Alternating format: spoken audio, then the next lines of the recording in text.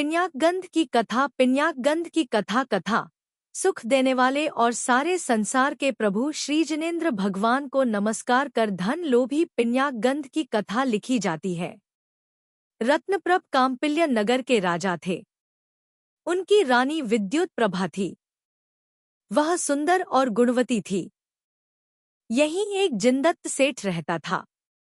जिनधर्म पर इसकी गाढ़ श्रद्धा थी। अपने योग्य आचार विचार इसके बहुत अच्छे थे।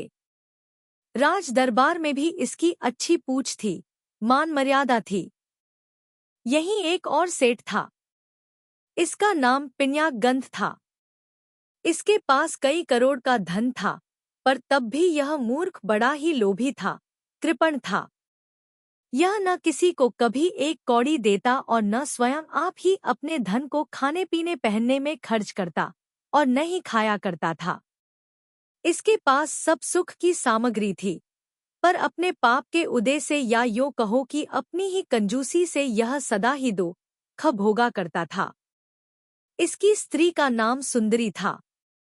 इसके एक विष्णुदत्त नाम का लड़का था।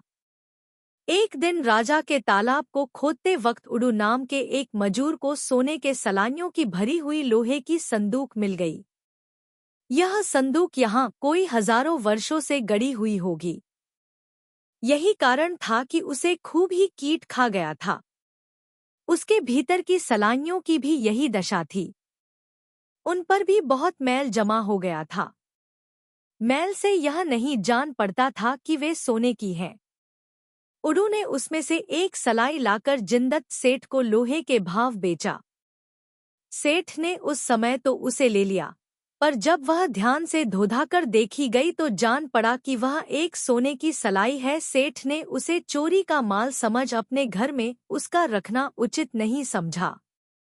उसने उसकी एक जिन प्रतिमा बनवा ली और प्रतिष्ठा कराकर उसे मंदिर में विराजमान कर दिया। सच है, धर्मात्मा पुरुष पाप से बड़े डरते हैं।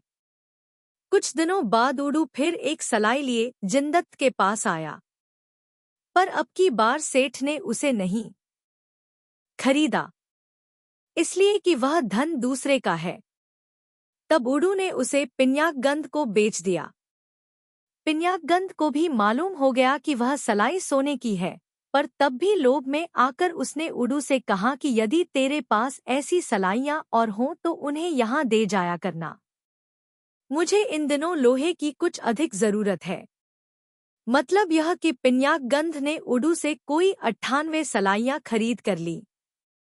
बेचारे उडू को उसकी सच्ची कीमत ही मालूम न थी, इसलिए उसने सबकी सब सलाइयां लोहे के भाव बेच दी। एक दिन पिन्याकगंध अपनी बहन के विशेष कहने सुनने से अपने भांजे के ब्याह में दूसरे गांव जाने लगा।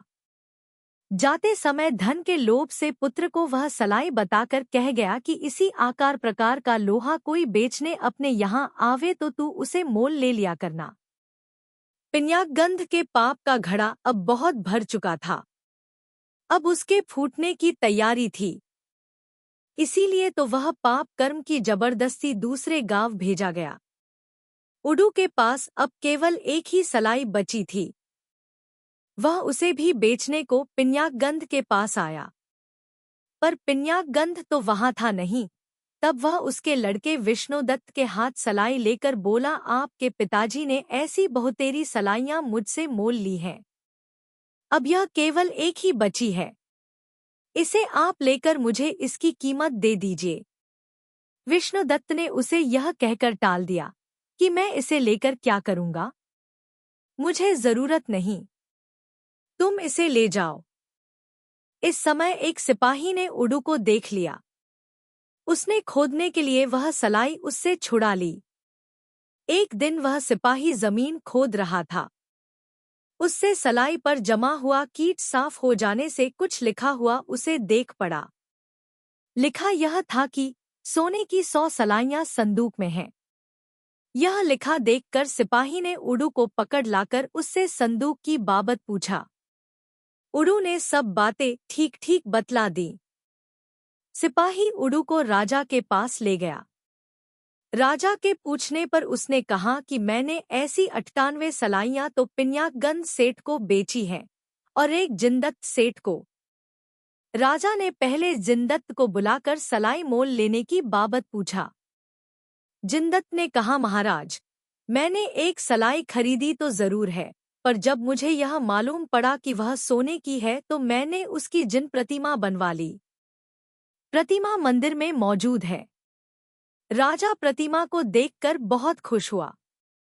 उसने जिनदत्त को इस सच्चाई पर उसका बहुत मान किया, उसे बहुमूल्य वस्त्राभूषण दिए।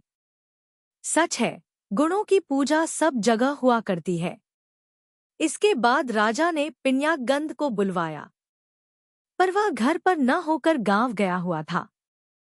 राजा को उसके न मिलने से और निश्चय हो गया कि उसने अवश्य राजधन धोखा देकर ठग लिया है।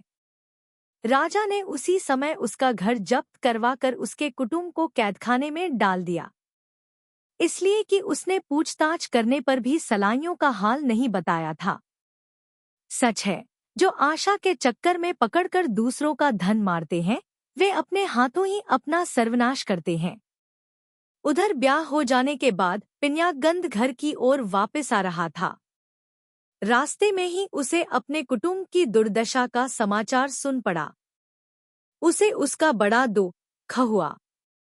उसने अपने इस धनजन की दुर्दशा का मूल कारण अपने पांवों को ठहराया, इसलिए कि वह उन्हीं के द्वारा दूसरे गांव गया था। पांवों पर उसे बड़ा गुस्सा आया और इसीलिए उसने एक बड़ा भारी पत्थर लेकर उससे अपने दोनों पांवों को तोड़ लिया। मृत्यु उसके सिर पर खड़ी ही थी। वह लोभी आर्तध्यान बुरे भावों से मरकर नरक गया। यह कथा शिक्षा देती है, जो समझदार हैं उन्हें चाहिए कि वे अनीति के कारण और पाप को बढ़ाने वाले इस लोभ को दूर ही से छोड़ने का यत्न करें। वे कर्मों को जीतने वाले जिन भगवान संसार में सदा काल रहें, जो संसार के पदार्थों को दिखलाने के लिए दीपक के समान है, सब दोषों से रहित हैं, भव्य जनों को स्वर्ग मोक्ष का सुख देने वाले हैं, जिनके वचन अत्यंत ही निर्मल या निर्दोष हैं, जो गुणों के समुद्र हैं, देवों द्वारा पूज्य हैं और सत्पुरुषों के लिए ज्ञान के समुद्र हैं।